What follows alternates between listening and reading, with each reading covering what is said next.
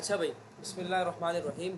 अभी के हम लेक्चर के अंदर हम लोग डिस्कस करेंगे अपने न्यूक्लियस के बारे में, और न्यूक्लियस की डिटेल हम लोग देखेंगे। ठीक है भाई। और न्यूक्लियस फंक्शन कैसे करता है, न्यूक्लियस होता क्या है, न्यूक्लियस दरअसल हमारी बॉडी के अंदर क्या मेन रोल प्ले कर रहा है, हम one by one each and everything हम न्यूक्लियस के बारे में ज़रा आज के लेक्चर में हम लोग देखते हैं। ठीक है। तो न्यूक्लियस के बारे में अगर मैं आपको बताऊं तो न्यूक्लियस दरअसल बेटा जो डिस्कवर जिस बंदे ने न्यूक्लियस को किया था उसका नाम था रॉबर्ट ब्राउन। ठीक है। Robert brown was the first scientist who observe nucleus और हु डिस्कवर्ड द न्यूक्लियस। ठीक है। रॉबर्ट ब्राउन 18 सेंचुरी के अंदर उसने जो है वो न्यूक्लियस को डिस्कवर किया था। Robert brown.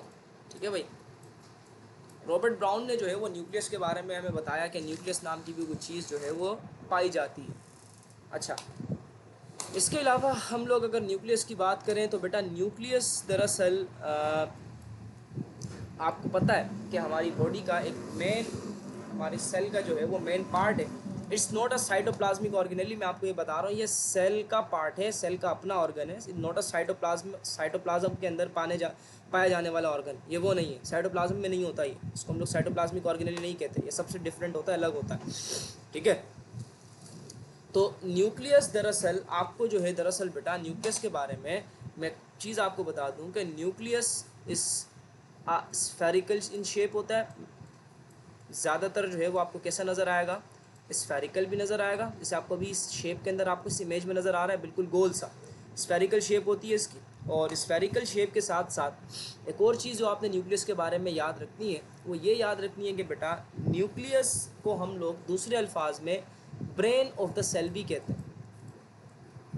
Brain of the cell भी इसको कहा जाता है। ब्रेन ऑफ द सेल का क्या मतलब है हम उसके बारे में आगे डिस्कस करेंगे, लेकिन फ़िलहाल जो है वो इतना समझो कि हम इसको क्या कहते हैं, ब्रेन ऑफ द सेल कहते हैं। क्यों कहते हैं उसके बारे में बताएंगे, पहले हम इसके कंपोजिशन को ज़रा देख लेते हैं ना वन बाय वन, फिर हम लोग इसके बारे में बात करेंगे। अच्छा, देखो भाई, हमारा जो न्यूक्लियस है वो डबल मेम्ब्रेन बाउंड है ना। डबल मेम्ब्रेन का मतलब इसके पास कितनी मेम्ब्रेन्स होती हैं, दो मेम्ब्रेन्स होंगी। ठीक है। दो मेम्ब्रेन्स इसके पास पाई जाएंगी, एक जिसको आप जो है न्यूक्लियर एनवेलप का नाम देते हो, क्या नाम देते हो, या न्यूक्लियर मेम्ब्रेन का नाम देते हो, न्यूक्लियर मेम्ब्रेन। इसकी प्रोटेक्शन के लिए, इसकी हिफाजत के लिए जो है वो अल्लाह ताला ने एक इसके गिर्द, न्यूक्लियस के गिर्द एक दीवार खड़ी की है, और वो दो दीवारें। ठीक है। उन दो दीवारों का नाम क्या है, न्यूक्लियर मेम्ब्रेन। एक को हम लोग कहते हैं इनर मेम्ब्रेन, एक हमारे पास इनर है,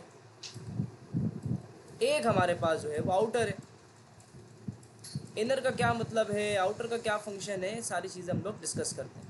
इनर मेम्ब्रेन जो होता है बेटा, दरअसल इनर मेम्ब्रेन का काम क्या होता है और आउटर मेम्ब्रेन का काम क्या होता है उसको देखते हैं। इनर मेम्ब्रेन जो हमारे पास, हम लोग अगर बात करें, सॉरी, हम बोथ मेम्ब्रेन्स की अगर बात कर रहे हैं तो इन दोनों के दरमियान स्पेस एक मौजूद होता है। सब मैं आपको थोड़ा सा इसके दोनों के बारे में बताता हूँ, लेकिन पहले इतना समझो कि न्यूक्लियर मेम्ब्रेन और हमारा जो न्यूक्लियर मेम्ब्रेन के अंदर जो इनर और आउटर मेम्ब्रेन होता है, इसके दरमियान एक स्पेस मौजूद होता है, और उस स्पेस के अंदर एक फ्लूइड मौजूद होता है जिसको आप लोग नाम देते हो न्यूक्लियोप्लाज्म का। उसको भी नेक्स्ट उसमें डिस्कस करते हैं, इसके बाद वाले हम लोग उसमें डिस्कस करेंगे उसको। ठीक है। अच्छा, अब हमारे पास क्या होता है, हाँ, अब हमारे पास क्या होता है कि जो हमारा न्यूक्लियर मेम्ब्रेन होता है, न्यूक्लियर मेम्ब्रेन के अंदर कुछ पोर्स भी मौजूद होते हैं, आपको नज़र आ रहे होंगे, ये होल्स आपको नज़र आ रहे होंगे, सुराख आपको जो है यहाँ पर जो बने हुए हैं होल्स, ठीक है, जो ये आपको नज़र आ रहे होंगे। इन होल्स का फंक्शन क्या है, इन होल्स का काम क्या होता है। ये होल्स दरअसल बेटा आपके इस बाहर जो मेम्ब्रेन आपके पास आउटर मेम्ब्रेन होती है इसके गिर्द मौजूद होते हैं। ठीक है भाई, ये याद रखना। इसके गिर्द क्या होते हैं, ये हमारे पास हमारे हमारे पोर्स जो हैं वो हमारे आउटर मेम्ब्रेन के गिर्द प्रेजेंट होती है। ठीक है। और हम लोग जो है ये कहते हैं कि ये पोर्स जो हैं, इन पोर्स का फंक्शन होता है, ये जो पोर्स आपके पास बने हुए न्यूक्लियर पोर्स, इनका काम होता है चीज़ों को ट्रांसपोर्ट करने में हेल्प करना।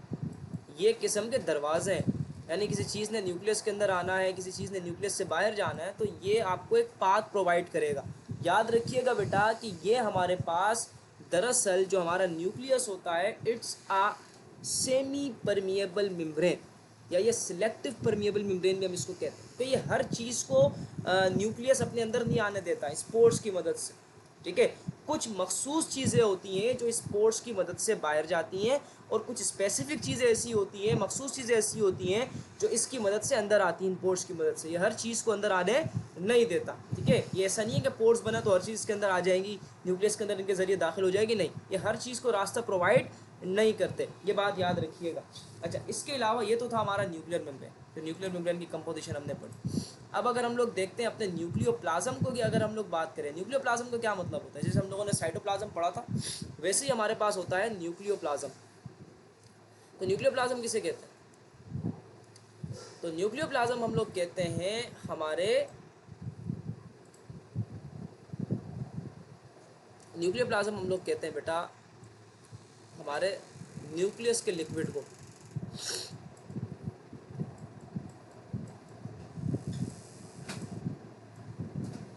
न्यूक्लियोप्लाज्म किसे कहा जाता है? हमारे न्यूक्लियस का जो दरअसल लिक्विड होता है उसको हम लोग क्या नाम देते हैं? अपना न्यूक्लियोप्लाज्म का नाम देते हैं। और न्यूक्लियोप्लाज्म कैसे बनता है? न्यूक्लियोप्लाज्म कैसे बनता है? न्यूक्लियोप्लाज्म हमारे पास बनता है, इसके अंदर प्रोटीन मौजूद होता है। न्यूक्लियोप्लाज्म के अंदर जो है इसमें प्रोटीन मौजूद होता है, ये प्रोटीन से मिलके बना हुआ होता है, ठीक है। इसको प्रोटीन रिच कंपाउंड भी कहते हैं। इसमें सिर्फ प्रोटीन नहीं होता न्यूक्लियोप्लाज्म में, कुछ अमाउंट जो है वो डीएनए का भी होता है, इसमें डीएनए भी प्रेजेंट होता है न्यूक्लियोप्लाज्म में, ठीक है। थोड़ा बहुत डीएनए का मटेरियल मौजूद हो गया, थोड़ा बहुत आरएनए का मटेरियल मौजूद हो गया, जिसको इंजाइम्स होते हैं, कुछ पॉलीमरेज इंजाइम उनको कहा जाता है, ठीक है। अच्छा, इसके अलावा और कुछ मेटेलिक आयंस होते हैं और बहुत सारी चीज़ें होती हैं, ठीक है भाई, जो इसके अंदर हमारे न्यूक्लियोप्लाज्म के अंदर मौजूद होती है, ठीक है। इसके अलावा हमारे न्यूक्लियस के अंदर एक और पार्ट भी होता है जिसको आप लोग नाम देते हो न्यूक्लियोलस का। क्या नाम देते हो? न्यूक्लियोलस का नाम देते हो, ठीक है। अब न्यूक्लियोलस क्या होता है? न्यूक्लियोलस दरअसल आपके पास ये बना हुआ, देखो ये छोटा सा जो आपके पास बॉडी बनी होती है ना, बिल्कुल छोटा सा होता है, स्फेरिकल होता है ये भी। ये न्यूक्लियोलस दरअसल किस चीज़ के लिए रिस्पॉन्सिबल होता है? It is responsible for ribosome synthesis. Ribosome की सिंथेसिस में ये हेल्प कर रहा होता है।